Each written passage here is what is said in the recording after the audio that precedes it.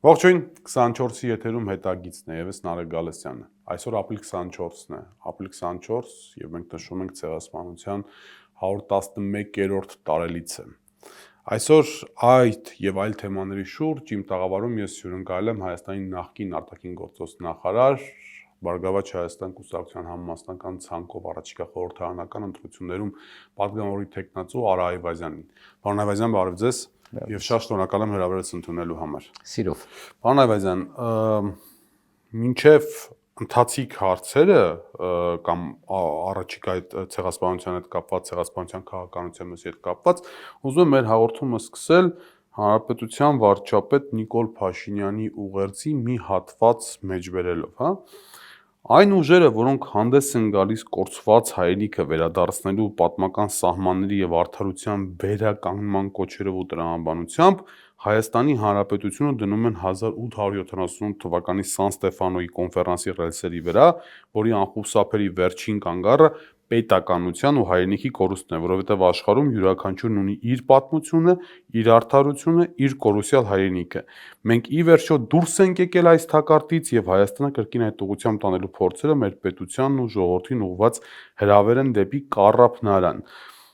Հիմա հարց, պարոն Այվազյան ջան, 30 տարվա դիվանագետ առնվազն, հա? Հայաստանի անկախությունից սկսել։ Ցեղասպանության վերաբերյալ Հայաստանի նախորդ բոլոր իշխանությունների կարծիքները եղել են նաև տրամաչափորեն իրար հակառակ։ Օրինակ առաջին նախագահ Տեր-Պետրոսյանի իշխանության օրոք ցեղասպանությունը արտաքին քաղաքական օրակարգից դուրս է հանվել ցեղասպանության ճանաչման հարցը։ Երկրորդ նախագահ Ռոբերտ Քոչարյանը չի եղել, ոչ թե դուրս է հանվել, չի եղել, հա, երկրորդ նախագահի օրոք ընդհակառակը դրան տրվել է բավական մեծ ուշադրություն։ Երրորդ նախագահի օրոք նույնպես տրվել է բավական մեծ ուշադրություն։ Հարց ցեղասպանության ճանաչումը երբևիցե իրենից ենթադրել է հողային պահանջ Թուրքիայից, ինչի ակնարկանում է Նիկոլ Փաշինյանը եւ ինչով սպառնում է հետագայում մեր ժողովրդին։ Ես մի քիչ հեռվից կամ համեցեք, եթե թույլ տաք, միայն չմեկնաբանեմ այսօրվա վարչապետի խոսքերը։ Տեսեք, հայոց ցեղասպանությունից հետո երկար տասնամյակներ աշխարհում տիրում էր լռություն, քար լռություն, խլացուցիչ լռություն, ինչի պատճառով մեծ եղերնը որակում էին որպես մոռացված ցեղասպանություն, բայց այդ լռությունը երբեք չկարողացավ ջնջել մեր հիշողությունը, ճշմարտությունը եւ վերացնել պատասխանատվությունը։ Ցավոք սրտի, այսօր այդ լռության եւ լռեցնելու վտանգը վերադառնում է, իհարկե, նոր ձևերով, նոր խոսույթով, բայց անկասկած նույն նպատակով։ Եվ ցավով եմ արձանագրում, որ Հայաստանի ներկայիս իշխանությունները որդեգրել են մի վարքագիծ, որը որոշ չափով իրենց ներգրավում է այս ամոթալի գործընթացում։ Դա արվում է շատ նուրբ կերպ, հայտարարում է, որ հայոց ցեղասպանությունը եղել է թակարդ, ինչպես Արցախի հիմնարկը թոք էր, հայտարարում է, որ ինչպես եղավ, որ հայոց ցեղասպանության հարցը ընդհանրապես միջազգային ճանաչման հարցը նորից մուտք գործեց միջազգային օրակարգ, ենթադրելով կամ մեզ ստիպելով մտածել, որ դա մեծ տերության, ինչպես իրենք են սիրում առանց անուն ասելու, կայսրության վստահաբար Ռուսաստանը մեզ դրդել է ել ավելի թշնամացնել հարաբերությունները անմեղ Թուրքիայի հետ։ Հիմա նոր կեղծ թեզ է մտցրել ցեղասպանությունների մրցավազք, որը չի դիմանում որևէ քննադատությանը, եւ դրա արդյունքում հայոց ցեղասպանության միջազգային հարցը դուրս մղվեց արտաքին քաղաքականության առաջնահերթություններից, իսկ ես կարծում եմ ընդհանրապես օրակարգից է դուրս մղվել, եւ սա իմ համոզմամբ պետական եւ ազգային դիրքավորումից շատ վտանգավոր նահանջ է։ Հիմա հայոց ցեղասպանությունը չի սահմանափակում միայն անցյալով, այն նոր մարմնացումով իր դրսևորումը ունեցավ մեր օրերում Արցախում։ Եվ նրանք, ովքեր ցանկանում են լրացնել Արցախյան հիմնահարցը եւ վերջնականապես փակել Արցախի էջը, ուղղակիորեն խրախուսում են անպատժելիությունը, նպաստում են անարդարության շարունակականության եւ ճանապարհ են բացում նոր կորուստների համար։ Արցախի մասով պարոն Այվազյան, դեռևս կհասնենք, խոսենք եթե ժամանակների վերադառնալով Նիկոլ Փաշինյանի այնօրի ուղերձին, ես ուզում եմ մի քիչ բացել, էլի ասում եմ ամեն մի երկիր ունի իր արդարությունը, իր կորուսյալ հայրենիքը, մյուսը։ Բայց կարծես թե արհեստականորեն երկու բան միախառնվում է իրար եւ դա մատուցվում է մեր ժողովրդին։ Համար առաջին կոմպոնենտը արդարության վերականգնումն է։ Արդարության վերականգնում ասելով մենք որպես հասարակություն, պատմաբանները եւ այլն, այնուամենայնիվ ունեցել են գրեթե իդենտիկ մոտեցում, որ Թուրքիան պետք է ճանաչի ցեղասպանություն, որտեղ Թուրքիայի կողմից ցեղասպանության ճանաչումը նաեւ հանգեցնելու է հետագայում նմանատիպ արհավիրքներից խուսափումի։ Հիմա Նիկոլ Փաշինյանը բերել է ցեղասպանությունն ու հողային պահանջը միախառնել է իրար հետ, ցեղասպանության ճանաչումն ու հողային պահանջը միախառնել է իրար հետ ու բոլոր այն մարդկանց, որոնք որ ցեղասպանության ճանաչման կողմնակիցներ է, ներկայացնում է ծայրահեղական, մարգինալ, արկածախնդրի, այսպես քողի տակ, որոնք որ ՆԱՏՕ-ի երկրորդ բանակ Թուրքիային գրեթե պատերազմ են հայտարարում։ Կա իմ ասացի մեջ տրամաբանություն, թե չէ։ Նախ եւ առաջ ինչ վերաբերում է այն թեզին, որ յուրաքանչյուր երկիր ունի իր արդարությունը, քանի որ ցեղասպանությունը մարդկության դեմ հանցագործություն է, հայոց ցեղասպանության պարագայում սա միայն հայերի պատկերացված արդարության մասին չէ խոսքը, նախ եւ առաջ հայոց ցեղասպանությունը շուտվանից արդեն հաստատվել է եւ ընդունվել է գիտական, ակադեմիական, բարոյական մակարդակներում եւ միջազգային ճանաչման միջոցով 30-ից ավելի երկրներ եւ միջազգային կազմակերպություններ տվել են նաեւ քաղաքական գնահատականը։ Այն ինչ որ օրվա վարչապետը փորձում է ներկայացնել մեր ժողովրդին,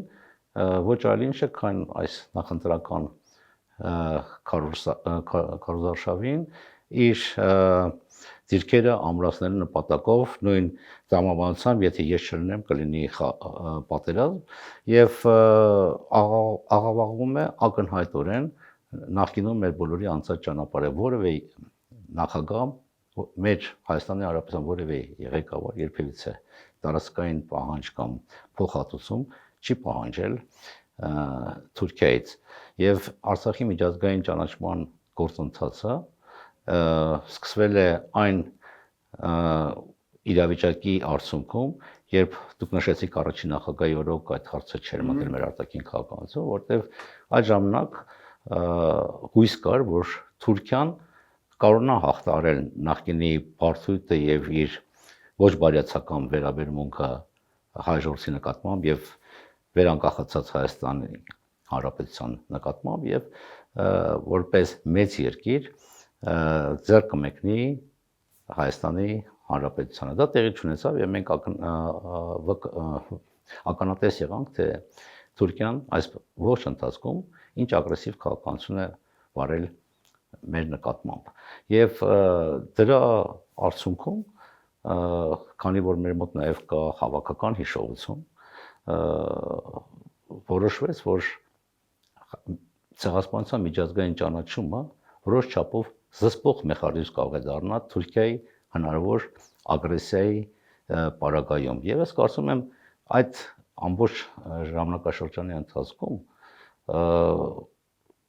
միջազգային ճանաչումը որոշակի դեր ունեցավ որպես զսպման գործիք, բայց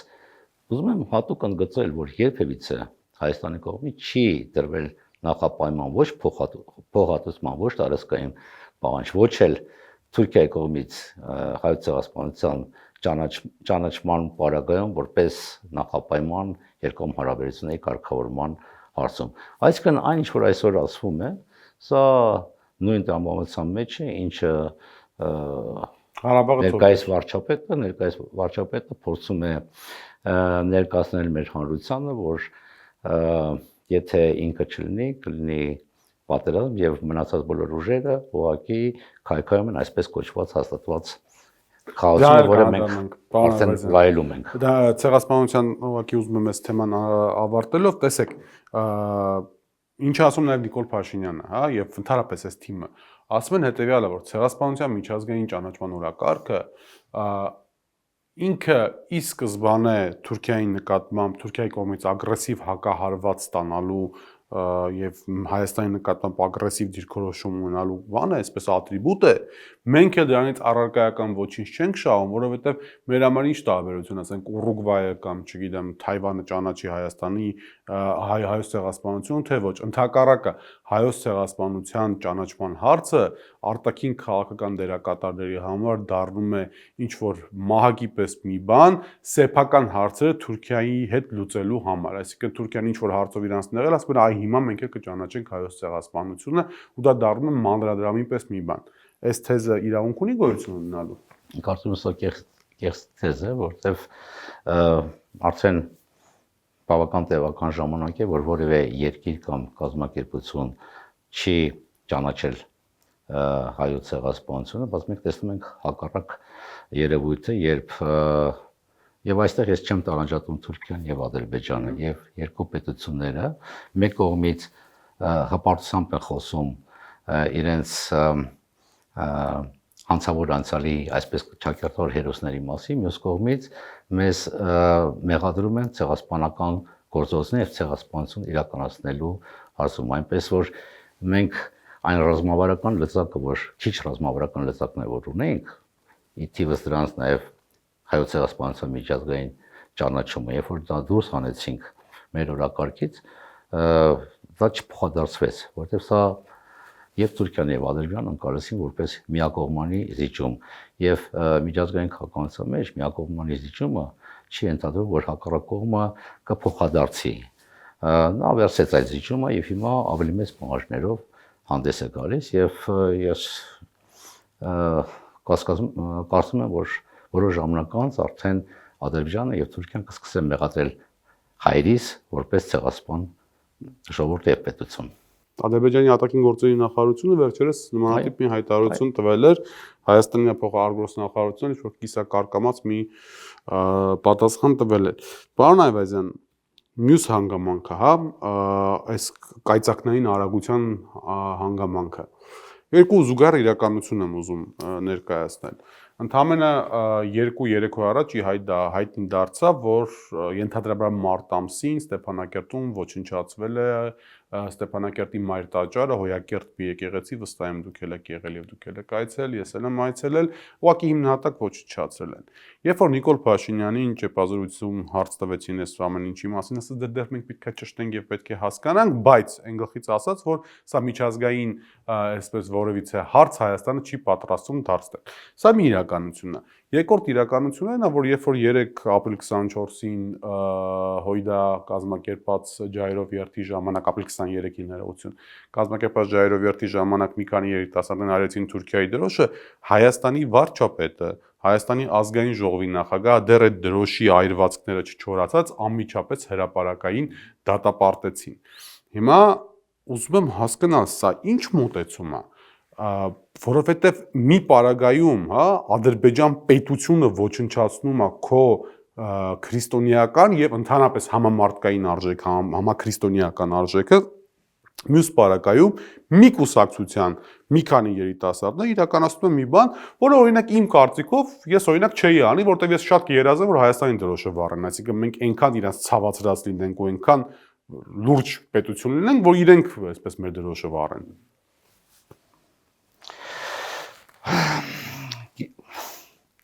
Առաջ անգամ չէ, որ Ադրբեջանում ավելում են եւ ջնջում են մեր հոգեվոր պատմական մշակութային ժառանգությունը, որոնք ամենավառ վկայությունն են այդ տարածքի պատկանելիության մասին եւ առաջ անգամ չէ, որ պաշտոնական Երևանը ձայն չի հանում, ընդհանրապես մենք կորցրել ենք մեր ձայնը, իսկ եթե խոսում ենք ուրիշի ձայնով։ Մեծ առումով, եթե վերցնենք, ներկայիս վարչախումբը ընդունել է, որ իրավիճակը տարածաշրջանում վերջնականապես փոխվել է եւ այս տարածաշրջանի ոստիկանը դարձել է Թուրքիան եւ իր կրտսեր եղբայր Ադրբեջանը։ Հետևաբար, որպեսզի Հայաստանը կարողանա հարաբերական կայունության պայմաններում գոյություն ունենա, պետք է ընդունենք հաղթող կողմերի ցանկությունները։ Սա մեկ կողմից, երկրորդ կողմից, մյուս կողմից երեկվա իրադարձության վերաբերյալ մենք պետք է մտածենք խորանալ կոնտեքստի մեջ։ Յուրաքանչյուր ապրիլի 24-ի նախորդին տեղի ունենում ջայրով երթ, որտեղ մարդիկ այդ օրը գնում են ծիծեռնակաբերդ, իրենց հետ տանելով իրենց վիշտը, իրենց ցավը, պատմական հիշողությունը եւ նաեւ իրենց զգացմունքները։ Եվ այդ զգացմունքները որոշ չափով առաջացնում են ցածում, որովհետեւ մինչև օրս հայոց ցեղասպանությունը չի ստացել լիարժեք ճանաչում եւ դատապարտում։ Իհարկե դրոշի այրումը կարող է ընկալվել որպես ծայրահեղական ակտի դրսևորում, բայց սա պետական քաղաքականություն չէ եւ պետական քաղաքականությունը պետք է ուղղված լինի միջազգային ճանաչմանը քաղաքական, դիվանագիտական եւ իրավական միջոցներով, բայց պետք չէ մոռանալ, որ Թուրքիան եւ Ադրբեջանը երկար տարիներ վարել են շղթողական քաղաքականություն եւ ինչպես քիչ առաջ ասացի, գրչին ժամանակները նաեւ հպարտանում են հայոց ցեղասպանության ճարտարապետների, այսպես ասած, ճակերտավոր հերոսներով։ Հերո չգնանք 20 թվականի պատերազմի ավարտից հետո, երբ շքերթ եղավ Էրդողանի հայտնի խոսքերը, որ Թայլատ Փաշայի հոգին, Էնվեր Փաշայի հոգին լուսավորվեց, փառավորվեց։ Հիմա մաքսակետն ուզում բացեն Հայաստանի սահմանին եւ ուզում են անվանակոչել այն Թայլատ Փաշայի անունով եւ նման օրինակներ օկուպացված Ստեփանակերտի կենտրոնական փողոցը վերանմանել նորից Էնվեր Փաշայի անունով։ Հաշա, սա իհարկե ցասում է առաջացնում եւ մինչեւ քննադատելը նախ եւ առաջ պետք է խորանալ դրանց պատճառներին եւ մտածել վերացնել հետևանքները։ Նախ եւ առաջ ես կարծում եմ պաշտոնական Երևանը այդպես պետք է արձագանքեր եւ պաշտոնական Երևանը կարող էր բազում առիթներ օգտագործել, որպեսզի եւ իր ձայնը բարձրացնել բարբարոսական գործողությունների վերաբերյալ նույն Ադրբեջանի եւ Թուրքիայի կողմից եւ բարձրացնել այդ հարցերը միջազգային ասպարեզում։ Ինչպես ասում եմ, Հայաստանը կորցրել իր ձայնը։ Պարոն Այվազյան, դրա հետ մեկտեղ արձագանքը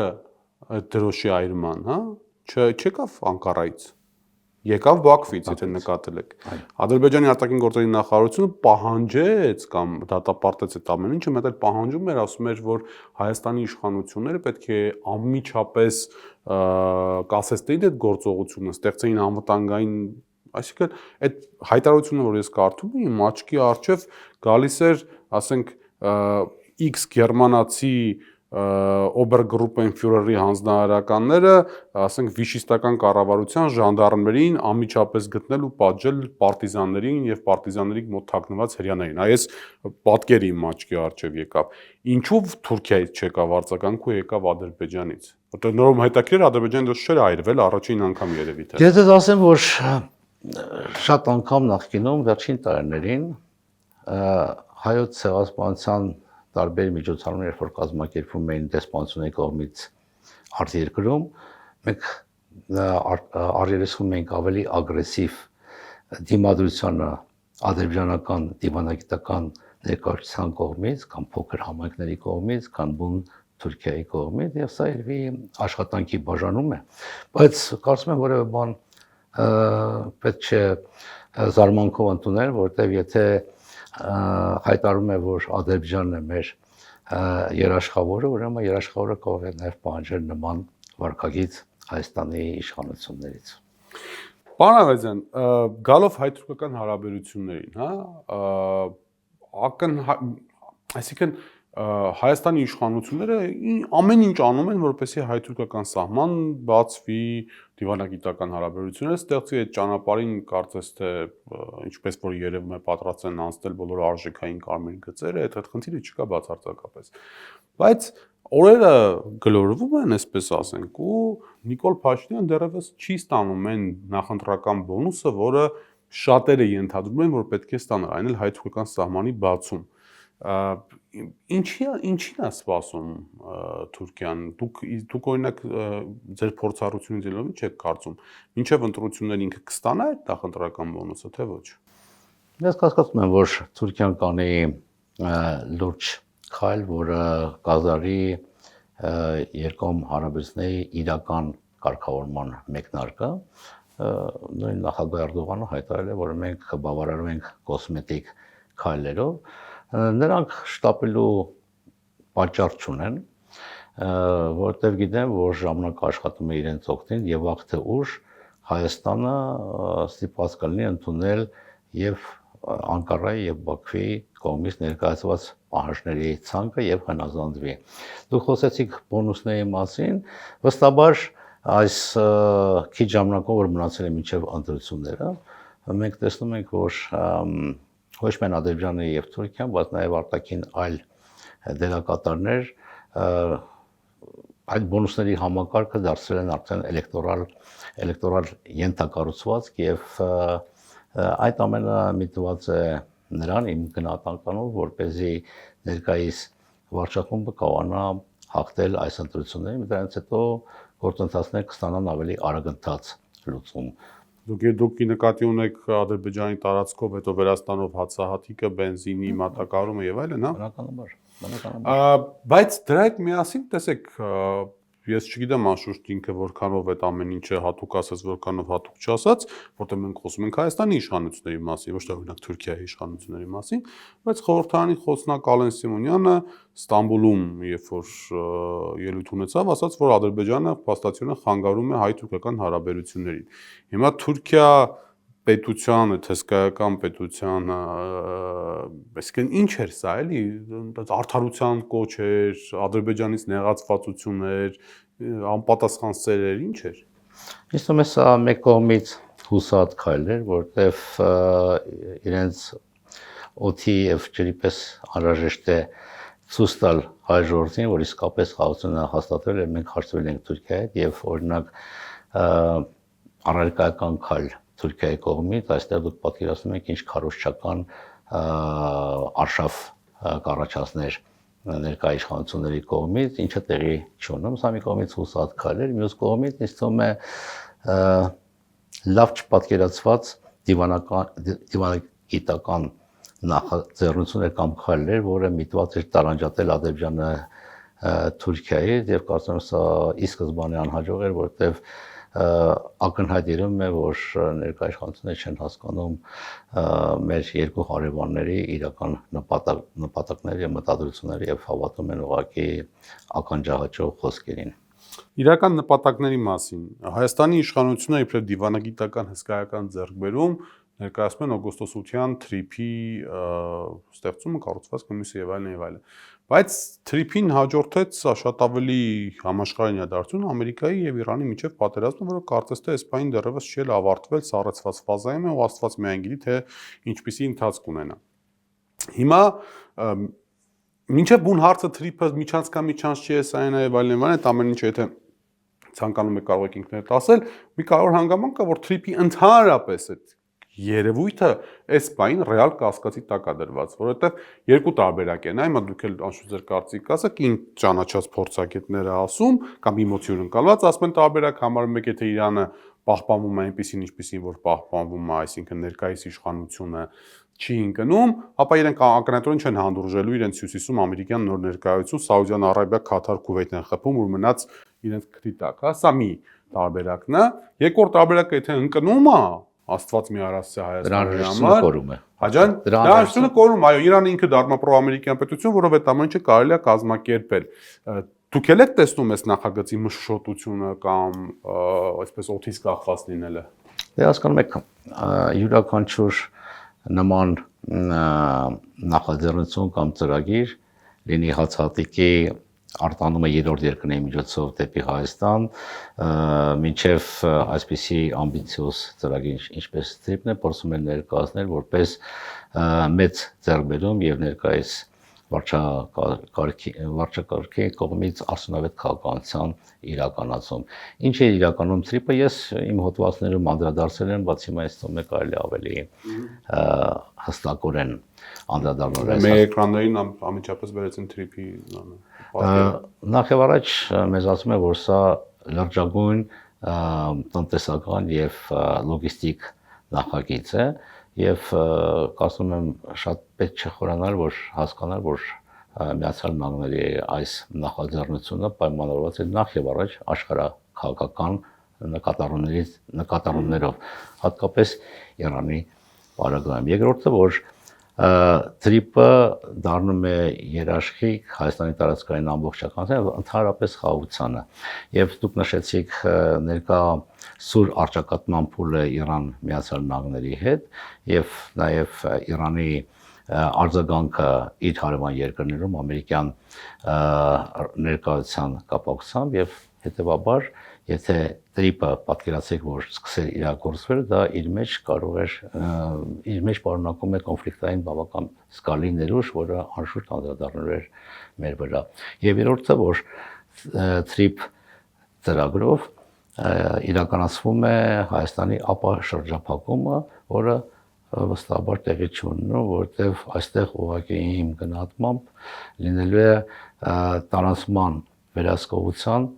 վերաբաշխման հարցը եւ ամենակարևորը Թրիպը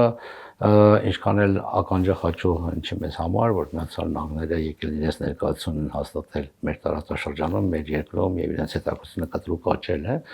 բայց Թրիպը չի կարող հանդես գալ որպես խաղաղության հենասյուն, որտեղ ինքը իր մեջ չի պարունակում որևէ անվտանգության էլեմենտներ։ Սրանք ուղղակի մտադրությունների ցանկությունն եւ Միացյալ Նահանգները որևէ պարտականություն իր վրա չի վերցել։ Իսկ եթե մեծ հաշվով անդրադառնանք Թրիպին, եւ ես առաջին չեմ որ դրա մասին խոսում եմ, ես իմ հոդվածների մեջ նշել եմ, որ սա գեղեցիկ փաթեթավորում է, բայց շատ մեծ վտանգ կա, որ Թրիպը այլ անվանումով կարող է կյանքի կոչել մեր երկու հարևանների դարավոր ռազմավարական նպատակը եւ դրանով հիմք ծառայի Զանգեզուրի, այսպես կոչված Զանգեզուրի միջանցք, որը դառնալու է Թուրանի միջանցք, այո։ Պարոն Ավետիսյան, բայց եթե Թրիպը չի ստացվում, վակուում է առաջանում։ Ոչ։ Ինչպես։ Այսինքն այն տրամաբանության, որ Թուրքիան ու Ադրբեջանը Հայաստանից պահանջում են անցում, Ադրբեջանը ակնհայտորեն դրա համար սկսեց ռազմական գործողություններ 22 թվականին, Հայաստանի իշխանությունը անդադ գտնվում են ճնշման տակ, հիշում եք, որ մինչև Թրիպը բարբերաբար խոսում էր, որ կմտնեմ Սյունիքը կվերցնեմ, ես կանեմ, Թրիպով կարծես թե Ալիևը, այսպես ասենք, հանգստացել է որոշակի առումով եւ Թուրքիան նույնպես իր հերթին։ Հիմա եթե չկա Թրիպը, դիմաց է դատարկությունը, մանավանդ այսպիսի իշխանությունների պարագայում էսկալացիոն հնարավորություն չի նախատեսում։ Թրիպի հավանաբար արժեքը նրան էր նա, որ այս մտադրությունների մասին փաստաթուղթը, հուշագիրը որոշ չափով հետաձգեց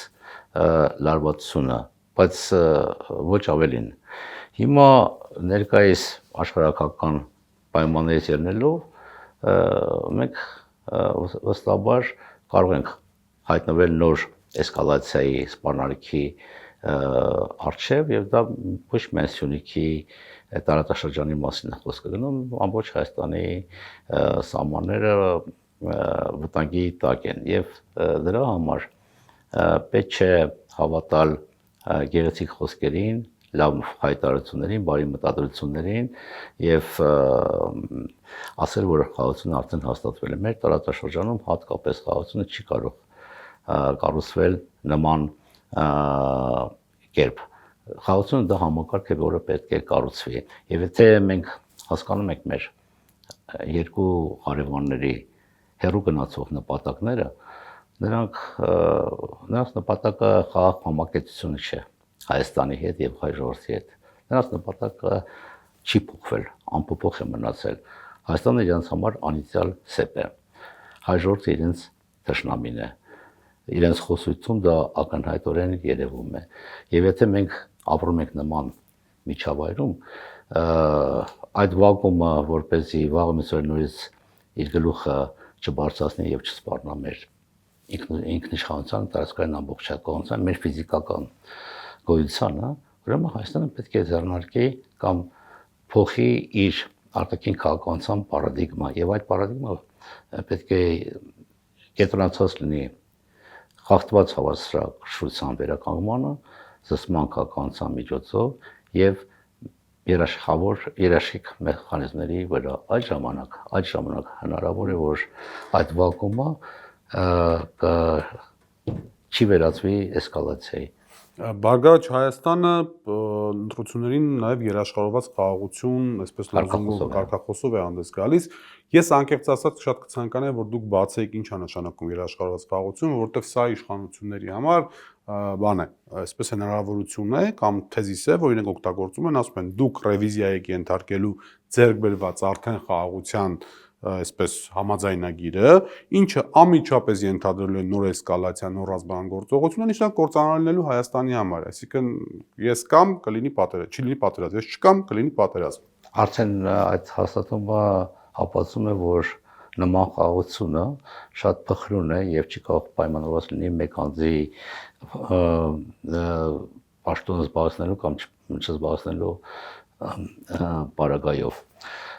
Նախ ինչ է նշանակում ռևիզիա։ Ընդհանրապես միջազգային պրակտիկայում ընդունված է, որ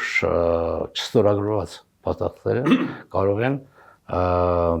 կարող են ենթարկվել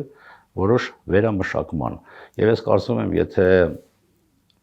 Միացյալ Նահանգները կարողանա հաջողությամբ հանդես գալ առաջիկա ընտրություններում, նախ եւ առաջ ինչ որ պետք է արվի, պետք է իրականացնել միջազգային ներքին աուդիտ ստորագրված փաստաթղթերի եւ ձեռք բերված համաձայնությունների պայմանավորվածների վերաբերյալ եւ ըստ դրա հասկանալ արդյոք եւ փաստաթղթերը եւ պայմանավորվածությունները ապահովում են Հայաստանի ինքնիշխանությունը, տարածքային ամբողջականությունը եւ կողմերի հավասարությունը, իրավահ հավասարությունը։ Եթե կա միակողմանի անհամաչափություն կամ պարտականությունների փոխադարձության սկզբունքը խախտված է, դա ակնհայտորեն նշանակում է, որ կայունությունը մոտ ապագայում կարող է կասկածի տակ դրվել։ Մենք կողմնակից ենք երկարատև կայուն խաղաղությանը եւ փոխադարձության սկզբունքը պարտականությունների հստակեցումը, նույնիսկ տեքստի հստակեցումը, որտեղ կողմերի յուրաքանչյուրը կարող է իր կերպով մեկնաբանել տարբեր դրույթներ։ Այդ ամենը միտված է նրան, որ կարողանանք ճանապարհ հարցել դեպի կայուն եւ երկարատև խաղաղություն։ Նախ եւ առաջ այնպես որ սա նորմալ պրակտիկա է եւ ոչ մեկ ռևիզիա չի ենթարկում։ Մենք շահագրգռված ենք իսկապես ամուր խաղաղությանը մեր հարևանների հետ։ Երկրորդը ինչ է նշանակում երաշխավորված խաղաղություն։ Ասում են, ահա, Ռուսաստանիների բերում եք մտցնում եք այստեղ, իսկ Ռուսաստանը երբեք շահագրգռված չի եղել կոնֆլիկտի լուծմամբ։ Ընդհակառակը, եթե կոնֆլիկտը չի վերանում, ինքը այդտեղ ուրեմն շահեր է ունենում ու ներկայություն է ունենում։ Սա իհարկե այս նման հայտարարությունները ուղղված են մեր անդրազանգվածին, ցերագնահատելով նրանց մտավոր կարողությունները եւ գիտելիքները, ընդհանրապես յուրաքանչյուր պետություն հետապնդում է իր սեփական շահերը։ Բայց ինչ վերաբերում է երաշխավորված խաղաղությանը, երբ որ կա այսպիսի ահռելի դիսբալանս, ինչ որ գոյություն ունի ներկայում մեկ կողմից Հայաստանի եւ մյուս կողմից Թուրքիա-Ադրբեջանի պարագայում, եւ դիսբալանսը ոչ միայն ռազմական իմաստով, նաեւ բնակչության իմաստով, բնական ռեսուրսների, կարողությունների, ապա ներկա պարագայում մեր գոյությունը պայմանավորված է այս երկու պետությունների ցանկություններից կամ մեծահոգությունից։ Եվ մենք տեսնում ենք, որ Թուրքիայի եւ Ադրբեջանի։ Եվ մենք տեսնում ենք, որ նրանք, ինչպես ես ասացի, բացարձակ շահագրգռված չեն խաղաղ համակեցությանը Հայաստանի հետ։ Կամ չեն պատկերացնում Հայաստանը որպես ինքնուրույն պետություն, նպատակը Հայաստանը զրկել կենսունակ լինելու կարողությունից եւ հնարավորության դեպքում նույնիսկ ամբողջովին կլանել մեծ թորան ծրագրում։ Այս պարագայում պետք է իրականացնել այնպիսի քաղաքականություն, որպեսզի եւ Ադրբեջանը եւ Թուրքիան, ինչպես նախկին 30 տարիների ընթացքում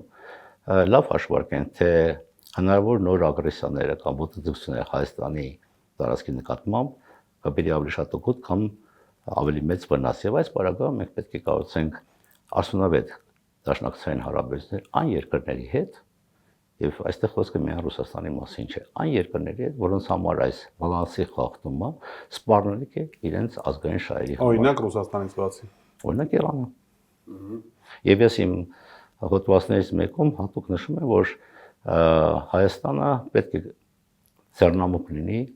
ռազմավարական եռանկյունի կառուցել Իրան, Հայաստան, Ռուսաստան պարագայում։ Սա այս եռանկյունի պարագայում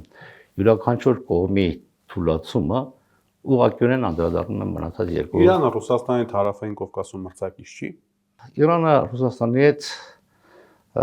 համադրում էր քաղաքականությունը եւ որոշ ժամանակ փոքր լրացնում է։ Հաշվի առնելով, որ Ռուսաստանը արդեն 4 տարի է արճակատում է մեծ սպառնալիքի իդեմս Ուկրաինայի հետ պատերազմում, որտեղ ինքը նաեւ արճակատում է, առերեսվում է ոչ միայն Ուկրաինայի դիմակայությանը, այլ արևմտյան աշխարհի եւ բնականաբար Ռուսաստանը այդ ռեսուրսները չունի։ Հետեւաբար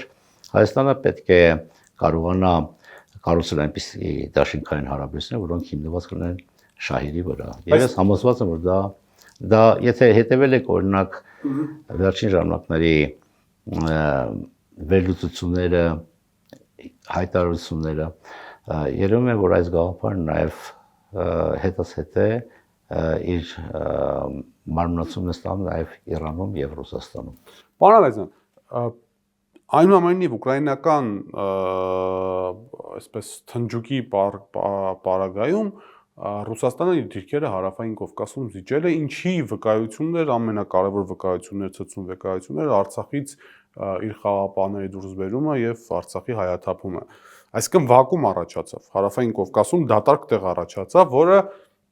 եթե ես սխալվում եմ ինձ ուղղեք, կարծես թե Թուրքիան է սկսել զբաղեցնել կամաց հետևողականորեն։ Հիմա մենք պիտի առերեսվենք այն իրականության, որ Թուրքիան այլևս ինքիչ պայմանական եմ ասում, Արաքսն անցել է եւ ինքը գտնվում է հարավային Կովկասում։ Թուրքիան վաղուց անցել Արաքսը։ Թուրքիան բավական ակտիվ ներկայացում ուներ ոչ միայն Ադրբեջանում, բայց նաեւ Վրաստանում։ Հերթը հասել էր Արցախին եւ Հայաստանին եւ 20 թվականի պատերազմը 23 թվականի ողբերգական ավարտը անշուշտ վերջնականապես փոխեց իրավիճակը մեր տարածաշրջանում։ Մենք պետք է անշուշտ վարենք իրատեսական քաղաքականություն եւ ոչ մեկ այսօր չի մտածում նոր պատերազմի բռնկման մասին։ Մեր նպատակն է ժամանակ շահեր վերականգնել եւ ապավել մեր երկրի անվտանգությունը, տարածքային ամբողջականությունը եւ ինքնիշխանությունը, բայց մենակ այս միջավայրում շատ դժվար է լինելու։ Եվ եթե ներկայիս խոսությանը, որ մենք ունեցել ենք երաշխավոր եւ տեսանք նա ինչպես իրեն պահեց, ուրեմն մեզ երաշխավոր պետք չէ, դա շատ բարձունակ եւ վտանգավոր հայտարարություն է, որովհետեւ եթե մեկ անգամ չի աշխատել երաշխիքը, դա չի նշանակում, որ դու ընդհանրապես պետք է մոռանաս երաշխավորներից։ Իրանը այսօր խոսում է երաշխավորված խաղաղության մասին, Ուկրաինան նույնպես պահանջում է երաշխիքներ խաղաղության համար։ Մենք ուղղակի ասում ենք, որ ոչ մեկ թող չխառնվի, մենք հավատում ենք Ադրբեջանի եւ Թուրքիայի բարի կամքին, այդպես չի լինում։ Մեզ տալիս ենք մեր դահիճի կմահաճուկին, հա, մոտավորապես այդպես։ Պարոն Ալեքսան, մի քանի օրից ընդամենը Հայաստանում տեղանալու Եվրոպական քաղաքական համայնքի համաժողովը ակնհայտ է, որ իշխանությունները դա օգտագործելու են նախընտրական տրամաբանության մեջ, այսինքն Նիկոլ Փաշինյանը սելֆիներ է ստանալու, սիրո խոստումներ, գովասանք, Մակրոնը, Մերցը, Տիկին Ուրսուլա ֆոն դեր Լայնը եւ մնացած այլ եվրոչինովնիկները գտնվելու են Հայաստանում։ Այս սրա ֆոնին Հայաստանը ժամանում հիբրիդային այսպես հակադարձության, հակադարձման մի խումբ, որի խնդիրը Հայաստանը ձեռնարկել Ռուսաստանի հիբրիդային հարձակումներից։ Ռուսաստանի կողմից էլ նույնպես բանը պոլեմիկան այսպես կամ չասեմ պոլեմիկան, այն շատ խոսույթը դեպի հայկական իշխանություններ գնալով ավելի կարծրանում է, մենք նաև դրա պրակտիկ որոշակի դրսևորումներ ենք տեսնում հայ-ռուսական առևտրային տնտեսական կապերի մեջ։ Արդյոք սա նշանակում է, որ Հայաստանի քաղաքական ընտրությունները, ներքաղաքական ընտրությունները, խորհրդարանական ընտրությունները վերածվել են մի օրինակ battle-ի, ճակատամարտի Արևմուտքի եւ Ռուսաստանի միջև։ Սա ամենավտանգավոր բանն է, որտեղ ակնհայտ է, որ վարած քաղաքականության արդյունքում եւ դա հայտարարվել է, որ Հայաստանի անվտանգությունը պայմանավորված է նրանով, որքանով մենք շատ երկրներից կամ տերություններից կամ ուժային կենտրոններից կախում ունենանք եւ սա անխուսափելի բերել նրան, որ Հայաստանը այսօր դարձել է խաղադաշտ տարբեր ուժերի համար։ Հուսով եմ ռազմադաշտ չենք դառնա, բայց մեր հասարակությունը եւ այս ընտրությունները աշխարհակաղակական կողմնորոշների մասին չեն։ Սա մեր ներքին գործն է եւ մեր հասարակությունը եւ մեր քաղաքական ուժերը պետք է հստակ ուղերձ տան բոլոր դերակատարներին, որ սա մեր ներքին գործն է եւ արտաքին միջամտությունը ուղղակի անընդունելի է։ Հասկանալի է, որ յուրաքանչյուրը փորձելու այս խառը ժամանակներում քաղել մաքսիմալ օգուտներ ստեղծված իրավիճակից։ Որտի իր բաժինը ուտել։ Իր բաժինը եւ դուք նշեցիք առաջիկա գագաթաժողովը, մենք տարիներ առաջ միասին երբ խոսում ենք, սա ամենը գեղեցիկ պատետավորում է, որ Հայաստանը ժողովրդավարական երկիր է, ժողովրդավարության բաստիոն է եւ այլն, եւ ես այն ժամանակ ասացի, որ այսօր ժողովրդավարության էությունը ուղղակի արմատապես ձևափոխվել է։ Եթե դու ուզում ես, որ քեզ ճանաչեն որպես ժողովրդավար, ապա դու պետք է նախ եւ առաջ դառնաս ունենաս հակառուսական դիրքորոշում, եթե հիշում եք, մենք դա մասին խոսում ենք։ Եվ ակնհայտորեն այս առաջիկա գագաթաժողովը գալու է ամրացնել այն ուղերձը, որ Հայաստանը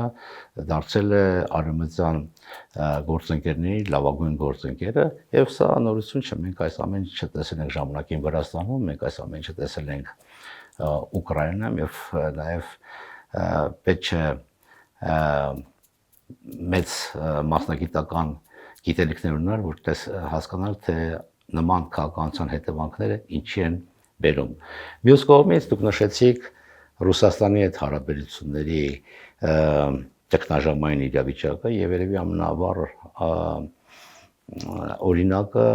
վերջին հանդիպումներ Պուտին-Փաշինյանի միջեւ։ Իդեպ перемежуткам այսպես հարց տամ էլի, քանի որ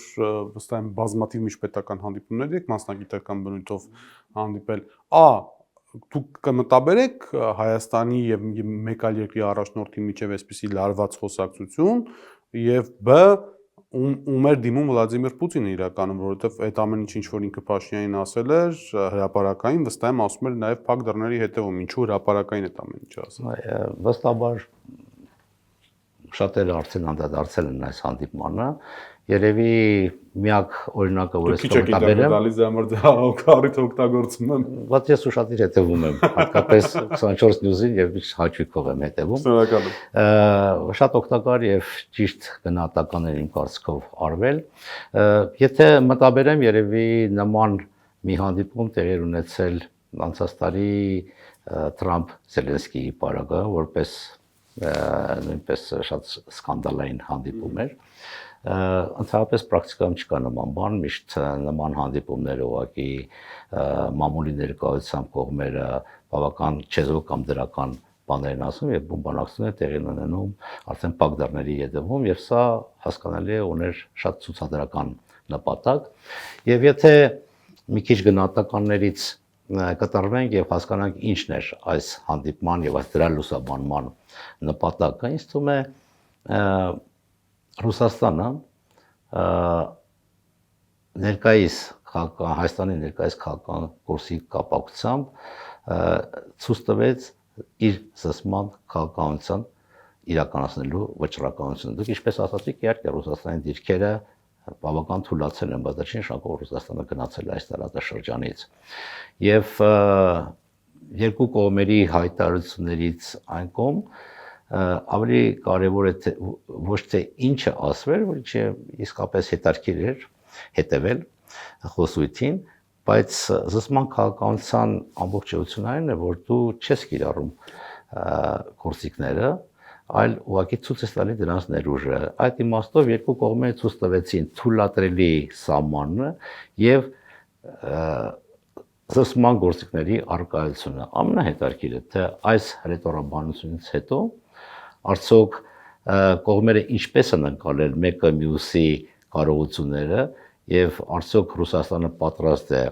կիրառել զսպման մեխանիզմները եւ արդյոք Հայաստանը ընկալում է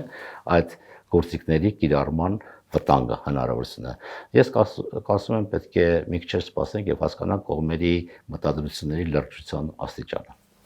Շնորհակալ եմ շատ, պարոն Այվազյան։ Հրավերս ընդունելու, ապրիլ 24-ին ժամանակ գտնելու իմ տաղավար այցելելու համար եւ այսպես իմ հյուրն էր Հայաստանի նախկին արտգործնախարար, Բարգավաճ Հայաստան կուսակցության ցանկով առաջիկա խորհրդարանական ընտրություններին падգամավորի տեխնացու Արա Այվազյանը։ Մենք կհանդիպենք, մնացեք խաղաղությամբ։